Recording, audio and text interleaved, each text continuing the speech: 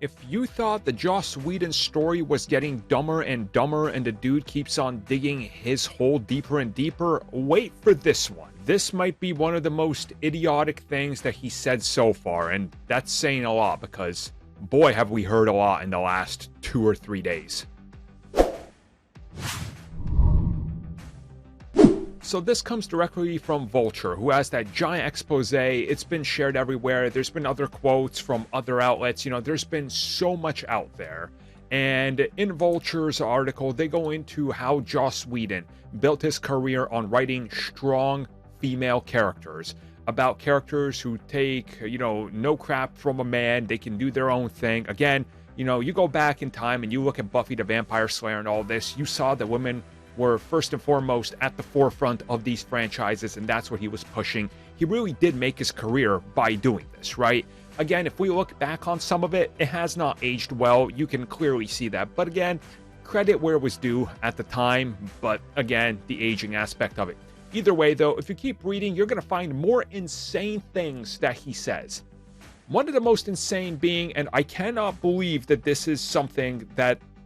Jesus Christ. Anyways, okay, let me just get to the point. I'm going to start beating around the bush and just get straight to it.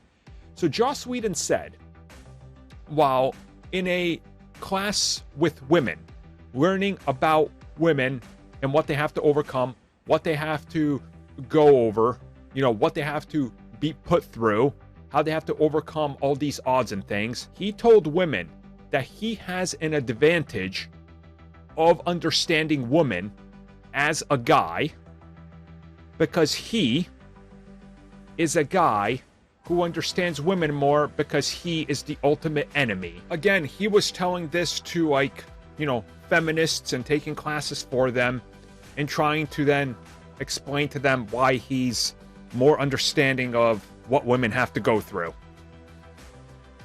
Women that were fighting for jobs, women that could not star in things, women who were not given the ability to direct big superhero projects or many projects in general up until recently.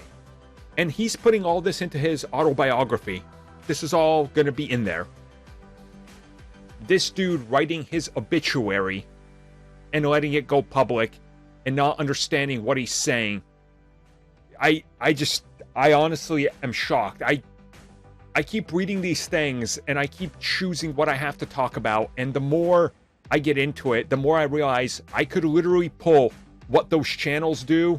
The channels I'm talking about, I don't want to mention them, but what they do in regards to, oh my God, Brie Larson, she took a breath, better make a video on that. I could systematically take everything he said and break it down into about 20 videos at this point of how tone deaf and stupid and the things he says in regards to co-workers, the projects. Good Lord, man. Good God. I cannot believe how far this dude has fallen. Hell, honestly, not even that. The fact that he was lying essentially this entire time. I mean, look at it, right? Like, he was putting on this front, but you keep reading what he was doing and how he was there and, studying women almost like to prey upon them in this way. And then we hear about what was going on behind the scenes and people walking in on, and this is just absolute insanity. I am honestly just, man, you know how sometimes you find stuff out about actors or directors and you go back and try to watch something and you're like, I feel discomfort. Like, I do that with pro wrestling because I watch a lot of pro wrestling. Chris Benoit used to be one of my favorites, but it's hard to watch a Benoit match anymore. Man, is it going to be hard to go back to some of these things I love that he was hands-on with, like the Avengers. Especially when you think about things like the Black Widow says that he, actively put in those scripts that even some of the actors were like, should this really be in here? Oof. My God, man. Just please go away.